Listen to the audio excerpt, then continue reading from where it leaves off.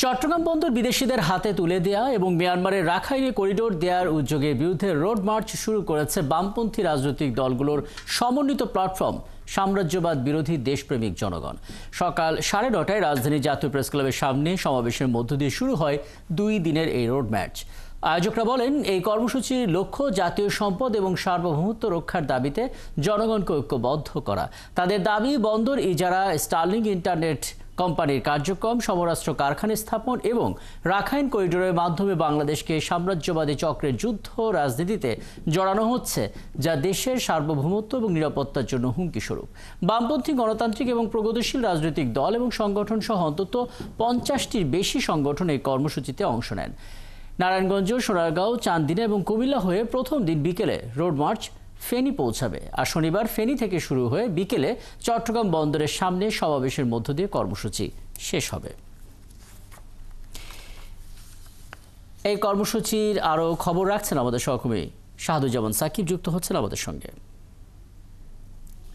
সাকিব, একটু বলবেন আসলে লং মার্চে অংশগ্রহীদের এখন অবস্থানটা কোথায়, কি বলছেন তারা, সংখ্যায় বা কেমন? এবং আমরা তো একটা ধারণা পেয়েছি যে কিভাবে কোথায় অবস্থান করবেন, প্রথম দিন ফেনী এবং পরদিন গিয়ে তারা চট্টগ্রাম বন্দরে যাবেন, কিন্তু পথের মাঝখানে কোথায় কোথায় তারা যাত্রা বিরতি দেবেন, সমাবেশ করবেন, একটু বিস্তারিত আমাদেরকে জানাবেন আসলে সাকিব।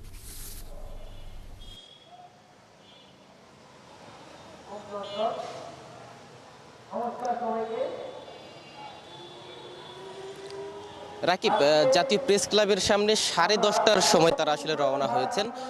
9:30টায় তাদের আনুষ্ঠানিক যে উদ্বোধন সেটি হয়েছে।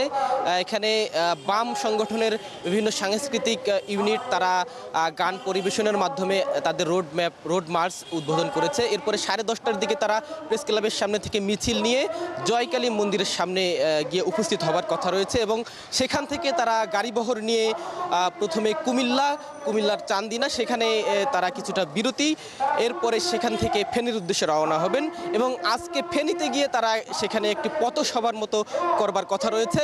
সেখানে পথসভা শেষ করে ফেনী এবং স্থানীয় আশেপাশের যারা বাম সংগঠনের নেতাকর্মী রয়েছেন তাদেরকে সাথে নিয়ে পরবর্তীতে তারা আসলে চট্টগ্রাম বন্দরের উদ্দেশ্যে রওনা হবেন এবং চট্টগ্রাম বন্দরে পৌঁছাবার পর সেখানে তারা একটি সমাবেশ করবার কথা রয়েছে।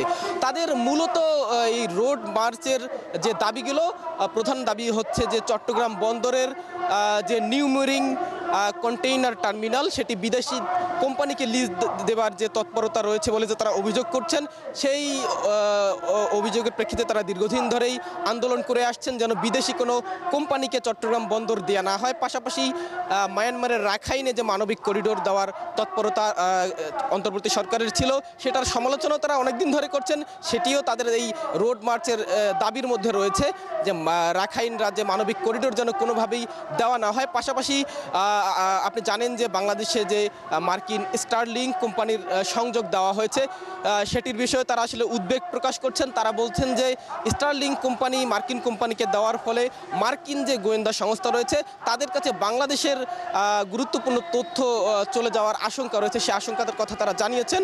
এবং পাশাপাশি অন্তর্বর্তী সরকারের প্রধান উপদেষ্টা যে কানাডাকে বাংলাদেশে ব্যবসায়িক একটি হাব করার কথা জানিয়েছিলেন, যে কানাডার ব্যবসায়ীদের জন্য বাংলাদেশ একটি অর্থনৈতিক হাবে পরিণত হবে এবং ভালো সুবিধা দেওয়ার কথা প্রধান উপদেষ্টা বলেছিলেন। সেটির সমালোচনা তারা করছেন যে বিদেশি কোম্পানিগুলো যদি বাংলাদেশে আসে তাহলে দেশের ক্ষতি হবার আশঙ্কা বাম সংগঠনের নেতারা করছেন।